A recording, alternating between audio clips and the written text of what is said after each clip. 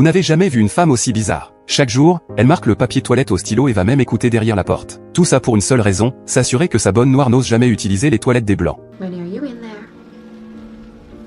Yes, ma'am. And just what are you doing? Prise au piège, la domestique tire la chasse d'eau. Ce bruit met sa patronne en rage.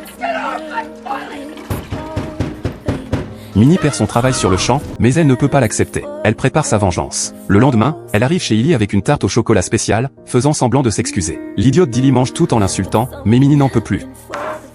Eat my shit. What'd she say? I said eat my shit.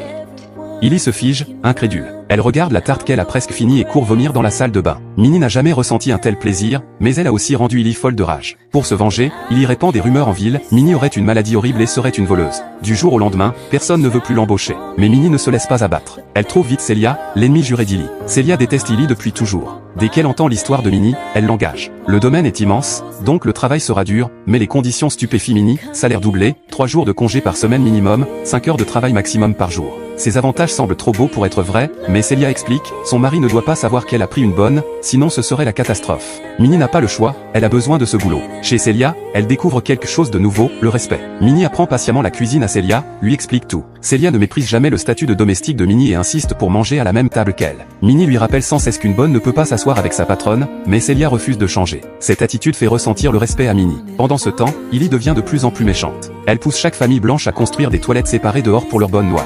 Elle prétend qu'elles sont sales et ne devraient pas partager les mêmes installations que les blancs. Les autres femmes approuvent, et bientôt des toilettes pour domestiques apparaissent partout en ville. L'orgueilleuse Illy engage rapidement une nouvelle bonne, Yulmay. Celle-ci a désespérément besoin d'argent pour envoyer ses enfants à l'université. Elle supplie Illy de lui avancer son salaire, mais Illy refuse et l'humilie. Yulmay a le cœur brisé. En nettoyant, elle trouve une bague derrière le canapé. Cela résoudrait ses problèmes. Après avoir hésité, elle la met dans sa poche. Mais le lendemain matin, elle se fait arrêter en descendant de voiture. Elle ne sait pas qu'Illy observe la scène avec satisfaction. La nouvelle de l'arrestation de Yulmay se répand vite, terrorisant les bonnes noires. Minnie veut parler à sa meilleure amie Ebeline, mais en ouvrant la porte, elle voit une fille blanche assise à l'intérieur.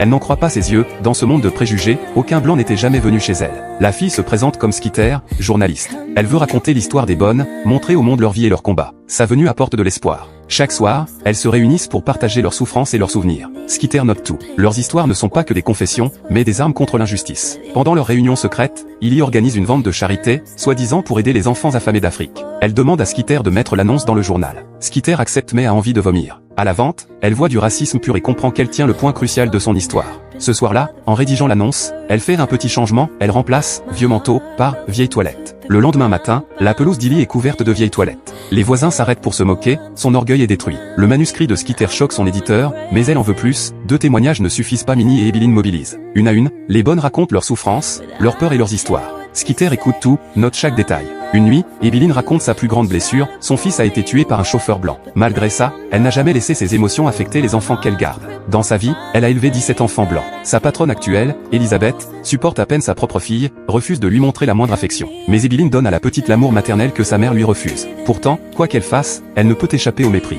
En compilant les histoires, Skitter décide d'ajouter la sienne, l'histoire de Constantine, la bonne qu'il a élevée. Constantine n'était pas qu'une gardienne, mais le pilier de Skitter.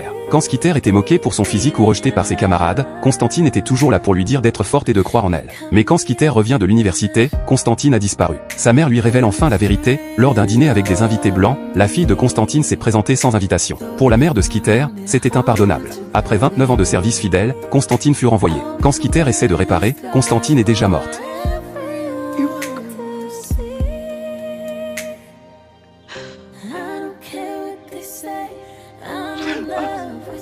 I'm sorry. I'm so sorry.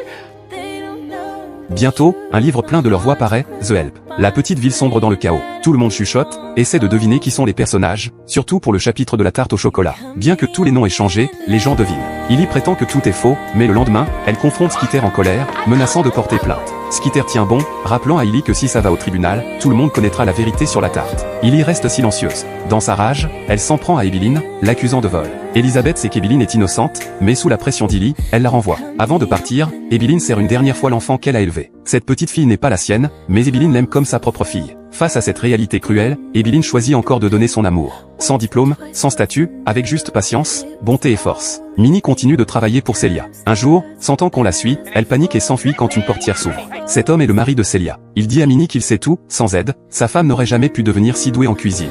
Il a aussi vu que depuis l'arrivée de Minnie, l'état de sa femme s'améliore nettement. Celia a vécu 4 fausses couches. Quand elle était au bord du gouffre, c'est l'attention quotidienne de Minnie qui lui a donné la force de s'en sortir. Pour la remercier, Celia passe une journée entière à préparer un festin. Minnie, stupéfaite, demande avec reconnaissance. I ain't losing my job. You've got a job here for the rest of your life. If you want it. Minnie reste donc chez Celia, mais Skeeter doit quitter la ville. Son livre en fait une cible, mais cela lui ouvre aussi des portes dans une grande ville. Evelyn n'est plus bonne non plus, elle commence sa carrière d'écrivain. Ce film, adapté du roman « La couleur des sentiments » de Catherine Stockett, ne crie pas des slogans d'égalité. Il nous montre plutôt la force silencieuse d'Evelyn, la résistance de Minnie et la compassion de Skeeter. Il nous rappelle que le changement ne vient pas toujours des héros, mais aussi des gens ordinaires qui ont le courage de dire un mot juste ou de tendre une main. Si vous avez aimé cette histoire, suivez-moi, je vous en apporterai bientôt d'autres.